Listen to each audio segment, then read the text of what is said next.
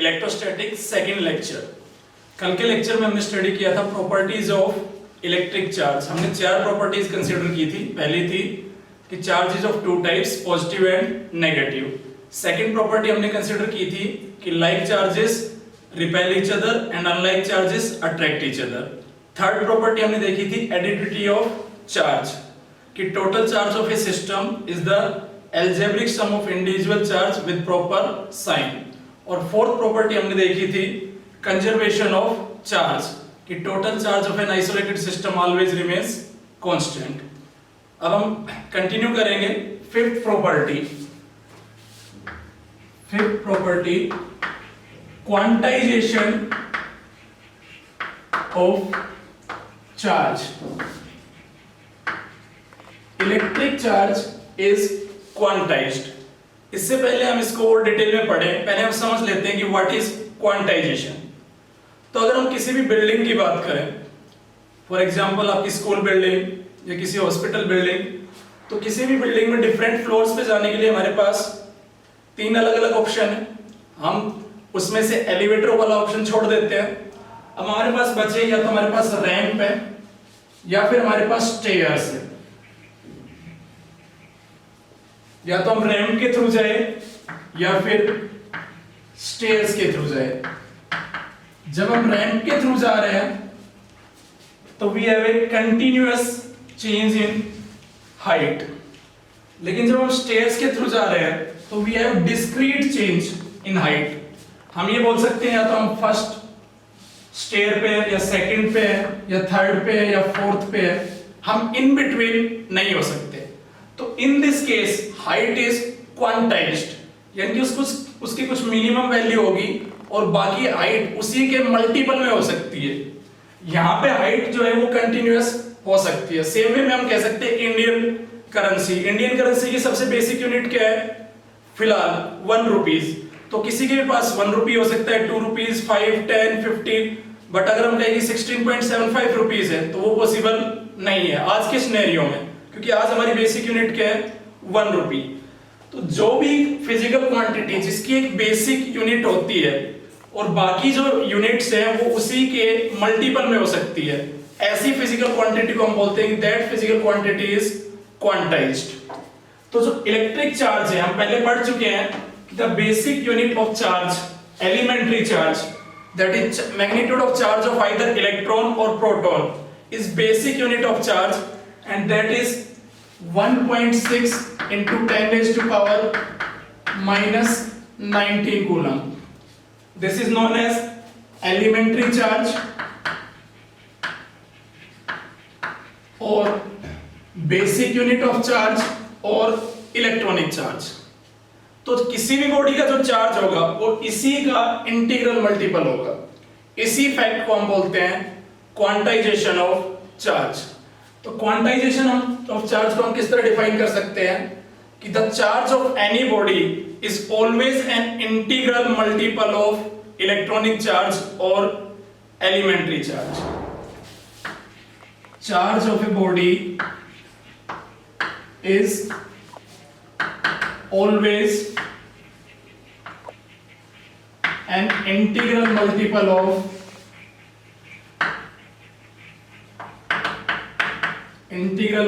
Of elementary और electronic charge और basic unit of charge which is 1.6 into 10 raised to power minus 19 coulomb.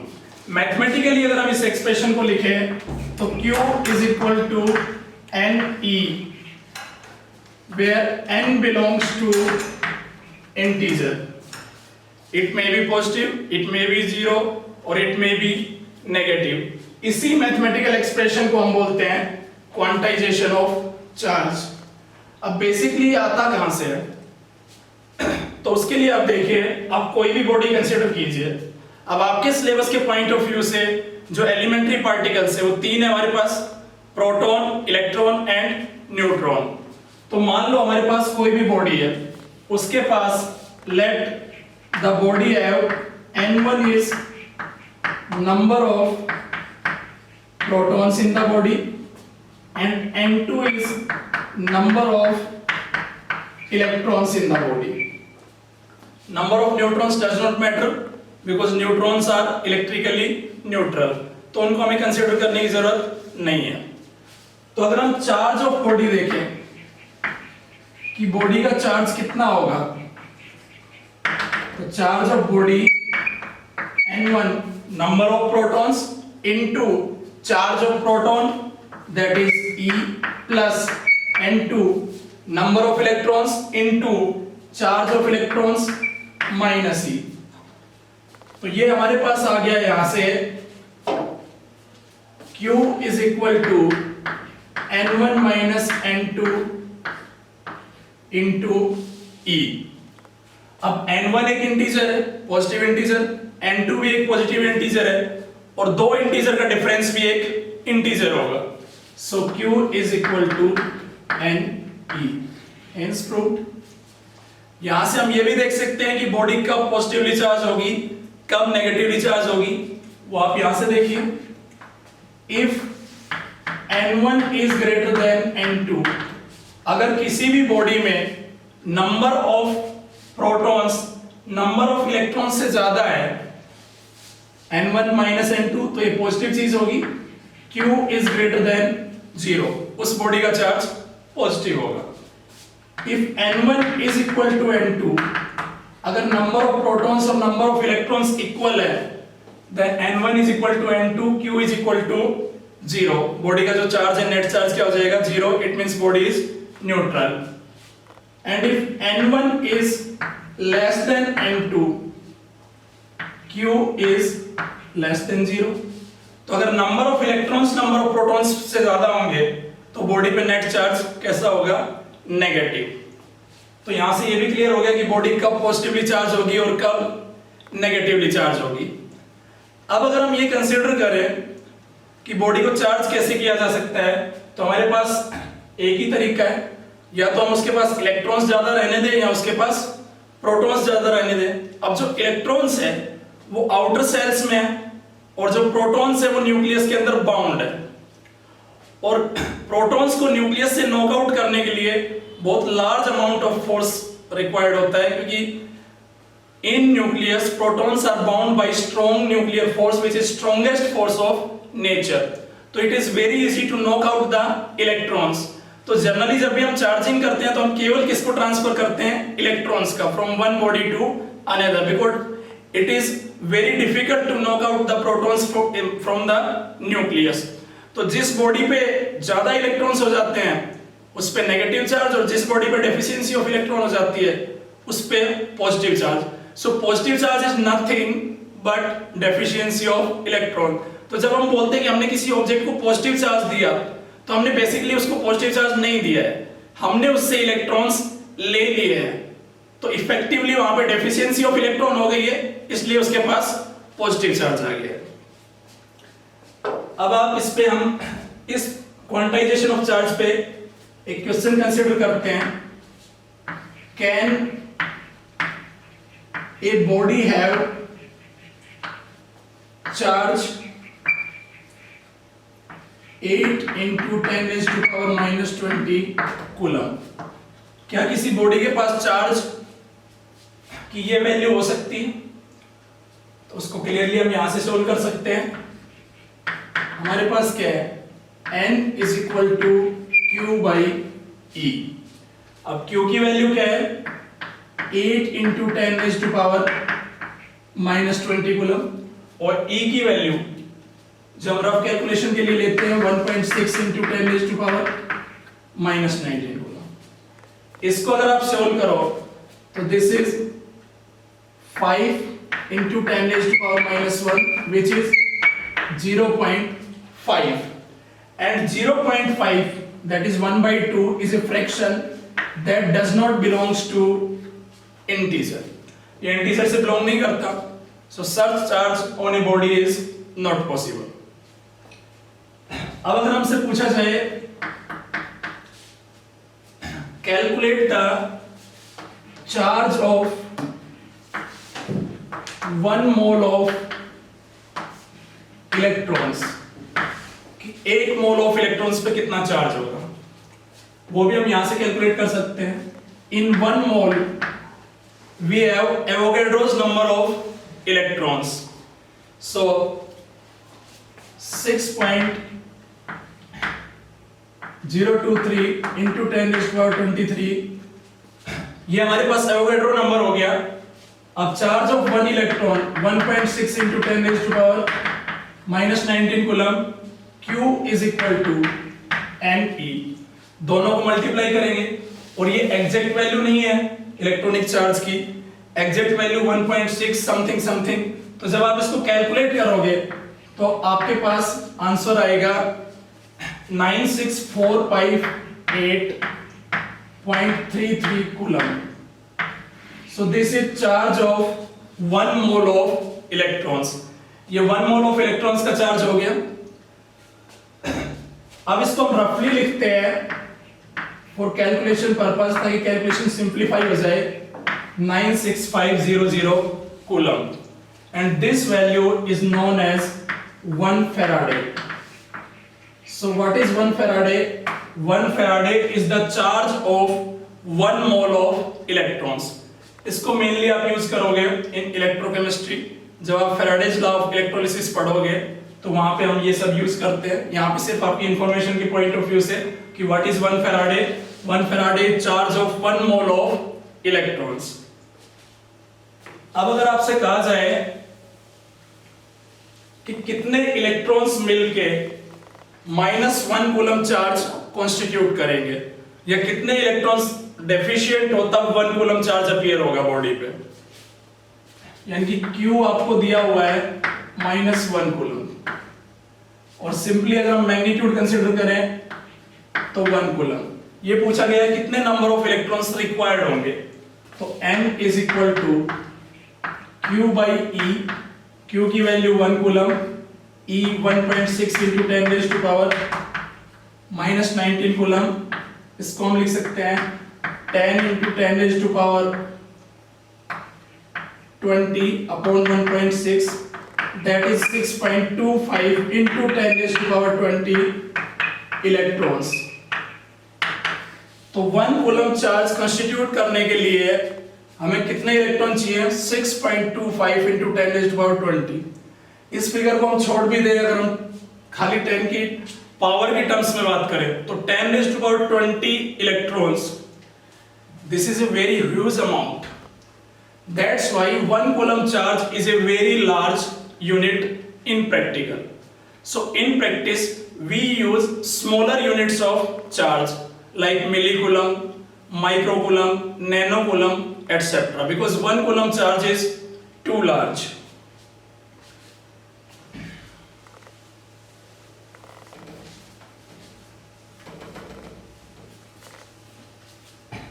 अब अगर हम macroscopic level की बात करें तो at macroscopic level quantization of charge is ignored. At macroscopic level, quantization of charge is ignored. Why so? ऐसा क्यों है कि मैक्रोस्कोपिक लेवल पे हम क्वांटाइजेशन ऑफ चार्ज को इग्नोर कर देते हैं? तो रीजन सिंपल सा है कि जो चार्ज की बेसिक यूनिट है एलिमेंट्री चार्ज, उसकी वैल्यू कितनी है? 1.6 into 10 raised to power -19 coulomb. और अगर हम ऑर्डर देखें 10 raised to power -19 coulomb, that is almost tends to 0। तो हम ये कह सकते हैं कि माइक्रोस्कोपिक लेवल पे चार्ज क्वांटाइज्ड है, लेकिन मैक्रोस्कोपिक लेवल पे चार्ज इज ऑलमोस्ट कंटीन्यूअस। और जब चार्ज ऑलमोस्ट कंटीन्यूअस है तो क्वांटाइजेशन को हम नेग्लेक्ट कर सकते हैं। इसको आप किस तरह समझ सकते हैं वो देखिए। अगर मैं एक लाइन ड्रॉ करूं इस टाइप से तो आप कहेंगे लाइन कंटीन्यूअस है। अगर मैं एक लाइन इस तरह से ड्रॉ करूं तो आप कहेंगे लाइन डिसकंटीन्यूअस है, डिस्क्रीट है, बीच बीच में गैप है। लेकिन अगर आप इसी लाइन को ऑब्जर्व कर रहे हो एक पर्टिकुलर डिस्टेंस से, अब आप इस लाइन से अपना ऑब्जर्वेशन का डिस्टेंस बढ़ाते जाओ, आप पीछे जाते जाओ, एक पॉइंट आएगा जहां से आप इस लाइन को देखोगे तो आपको ये लाइन कैसी नजर आएगी? आपको ये लाइन कंटीन्यूअस नजर आएगी।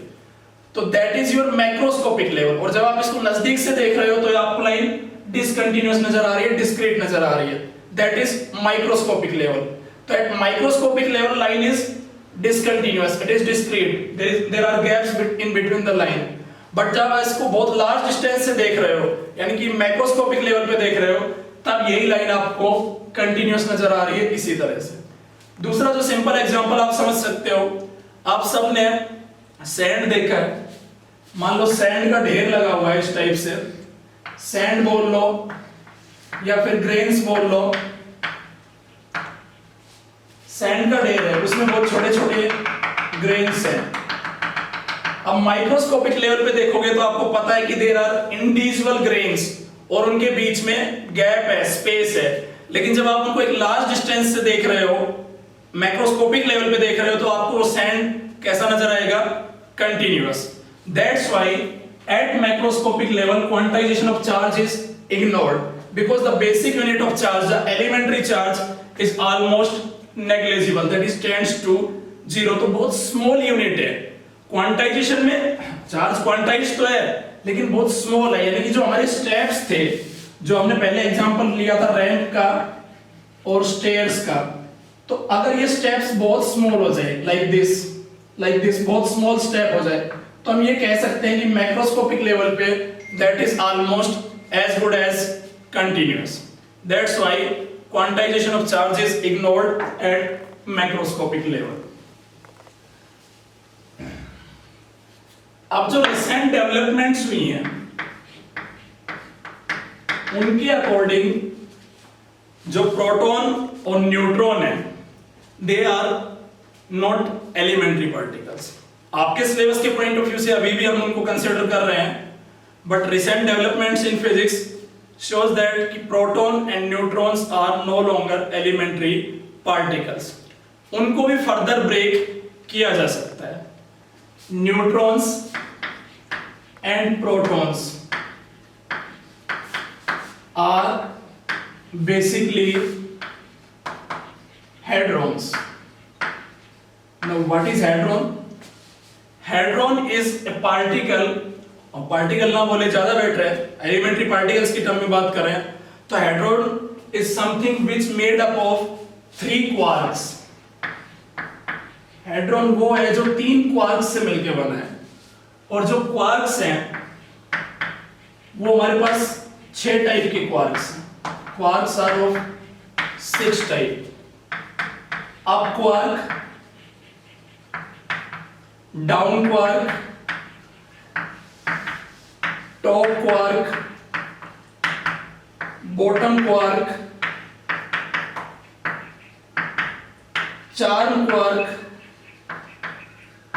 and strange quark. Now we are not going into the details of particle physics here. हमारा कंसर्न सिर्फ पहले 2 क्वार्क्स से है, up quark, down quark. Up quark को इन जनरल हम रिप्रेजेंट करते हैं U से, और डाउन क्वार्क को इन जनरल रिप्रेजेंट करते हैं D से। अप क्वार्क में चार्ज होता है 2/3 टाइम्स ऑफ इलेक्ट्रॉनिक चार्ज, यानी कि 2/3 into 1.6 into 10⁻⁻19 करो, और डाउन क्वार्क में चार्ज होता है -1/3 टाइम्स ऑफ एलिमेंट्री चार्ज। अब जो प्रोटॉन और न्यूट्रॉन है वो इन्हीं 2 क्वार्क से मिलकर बने होते हैं, इनका कोई रोल नहीं है उसमें, तो हम इनको कंसीडर नहीं करेंगे। सिर्फ आपकी इंफॉर्मेशन के लिए कि क्वार्क्स आर ऑफ 6 टाइप। तो ये क्वेश्चन बोर्ड में भी पूछा हुआ है और एनसीईआरटी में एडिशनल एक्सरसाइज में मेंशन भी है कि recent development shows that proton and neutron are made up of quarks, up quark and down quark. और जो प्रोटॉन है वो भी 3 क्वार्क से मिलकर बना होता है, और डाउन क्वार्क भी जो न्यूट्रॉन है वो भी 3 क्वार्क से मिलकर बना होता है। तो क्वेश्चन में ये पूछा हुआ है कि suggest a possible combination of up quark and down quark for the formation of A proton and neutron. तो सबसे पहले प्रोटॉन लेते हैं कि प्रोटॉन, अब जो प्रोटॉन है वो 3 क्वार्क्स का मिलकर बना है, और उन 3 में या तो 2 अप क्वार्क है या 1 डाउन क्वार्क है, या 1 अप क्वार्क है 2 डाउन क्वार्क है, वही हमें मेंशन करना है। तो प्रोटॉन का चार्ज है 1e + e। तो अगर हम इनका पॉसिबल कॉम्बिनेशन देखें, अगर हम यहां पे देखें UUD, यानी कि u प्लस d। तो हमारे पास क्या है 2/3e plus 2/3e minus 1/3। 2 + 2 4 - 1 3 3/3 1 e। ये आ गया। That is the charge of proton. So proton is consist of 3 quarks u u d, 2 up quark और 1 डाउन क्वार्क। अब न्यूट्रॉन की बात करें, न्यूट्रॉन, तो न्यूट्रॉन भी 3 क्वार्क से मिलकर बना है। अगर इसको हम यहां से ऑब्जर्व करें तो हम देख सकते हैं u plus d plus d, that is 2/3e minus 1/3e minus 1/3e 2 - 1 - 1 0। That is the charge of neutron. Neutron is neutral. So neutron is also consist of 3 quarks u d d, 1 up quark and 2 down quark। तो ये सिर्फ इस question के purpose से था, लेकिन आपके syllabus में आपको चार्ज की बेसिक यूनिट क्या लेनी है? इलेक्ट्रॉनिक चार्ज या elementary charge, that is 1.6 × 10⁻⁻19 coulomb. ये सब आप हायर क्लासेस में पढ़ोगे, बट क्योंकि एनसीईआरटी में क्वेश्चन मेंशन था तो इसलिए आपको यहाँ पे ये इंट्रोड्यूस करा दिया। अब हम next property of charge consider करेंगे।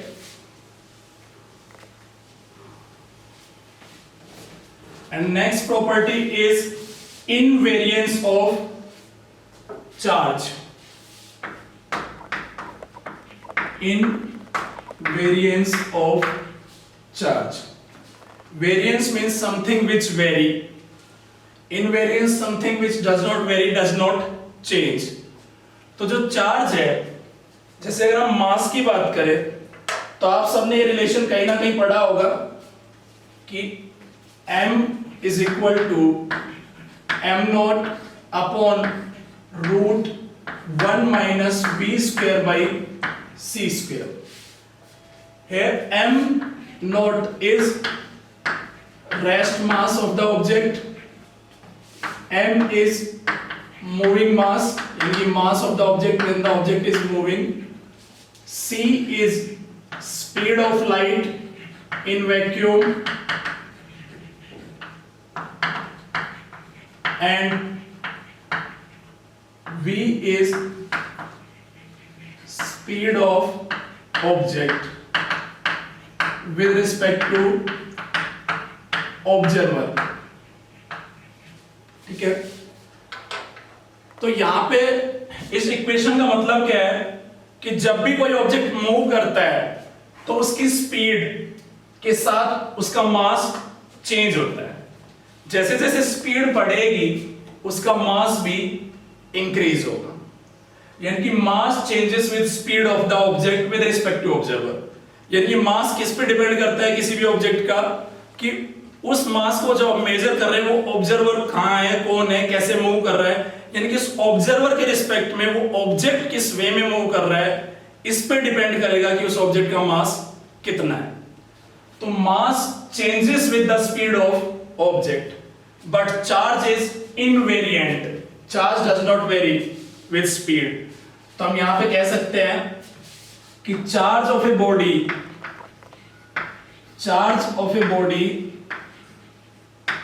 is independent of observer.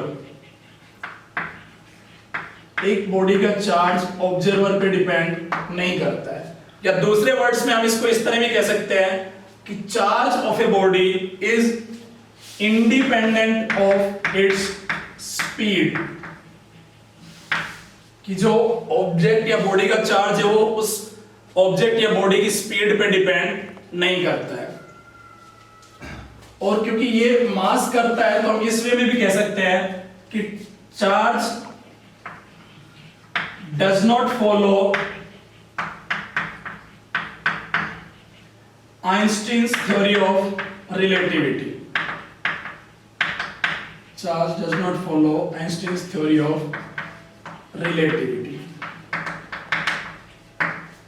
यानी कि किसी भी ऑब्जेक्ट के चार्ज पे उसकी स्पीड से ऑब्जर्वर के रिस्पेक्ट में उसकी स्पीड से कोई फर्क नहीं पड़ता है। इनिशियली जो चार्ज था वो जब वो ऑब्जेक्ट रेस्ट में है तब भी वही चार्ज रहेगा, जब ऑब्जेक्ट मूव कर रहा है तब भी उसके ऊपर वही चार्जर रहेगा, उसके मोशन से उसके चार्ज के ऊपर कोई इफेक्ट नहीं पड़ता है। This property is known as invariant of charge.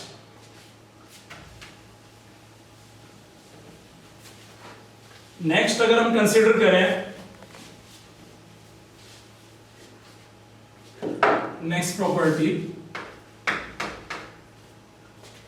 कि चार्ज इलेक्ट्रिक फील्ड भी डेवलप करता है, चार्ज मैग्नेटिक फील्ड भी डेवलप करता है, चार्ज इलेक्ट्रोमैग्नेटिक वेव्स भी डेवलप कराता है। यानी कि charge is source of electric field, charge is source of magnetic field and charge is source of electromagnetic waves. लेकिन कब? तो उसमें देखिए when charge is at rest, जब चार्ज रेस्ट पे है, when charge is at rest it produces electric field only, but ये depend करेगा फ्रेम ऑफ रेफरेंस पे, क्योंकि एक फ्रेम ऑफ रेफरेंस में चार्ज रेस्ट पे हो सकता है, दूसरे फ्रेम ऑफ रेफरेंस के अकॉर्डिंग सेम चार्ज मोशन में हो सकता है, तो वो डिपेंड करेगा फ्रेम ऑफ रेफरेंस पे। तो charge at rest produces electric field. Charge moving with uniform velocity, अगर चार्ज यूनिफॉर्म वेलोसिटी से मूव कर रहा है then it produces electric field as well as magnetic field।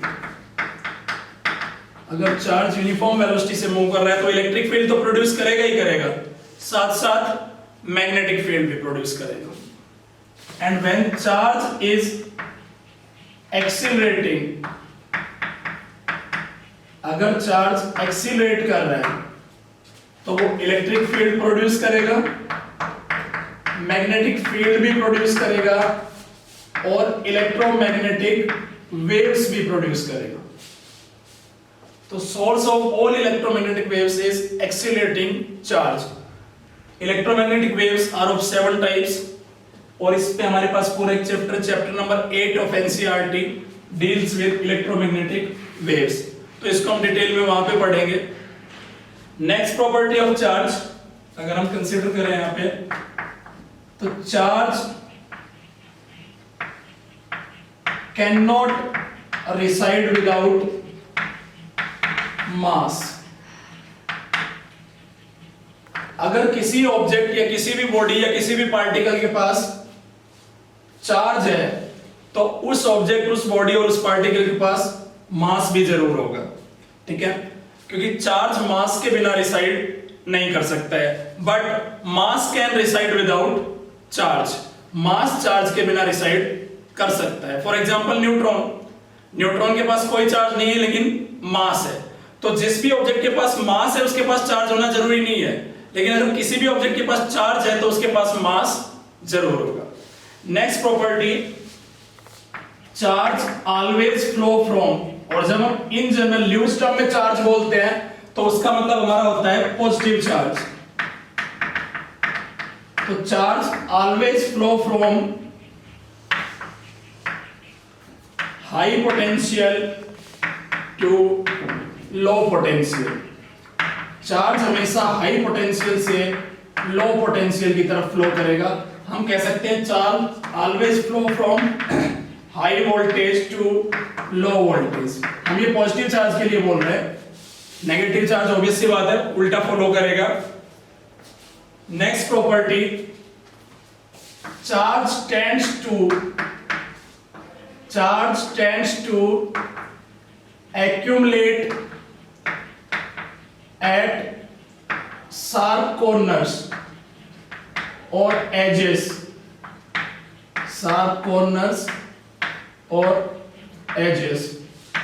इसका मतलब क्या है वो देखिए, मान लो हमारे पास ये एक ऑब्जेक्ट है इस टाइप से, तो अगर हमने इस पे चार्ज दिया तो चार्ज कहां पे एक्यूमुलेट सबसे ज्यादा होगा?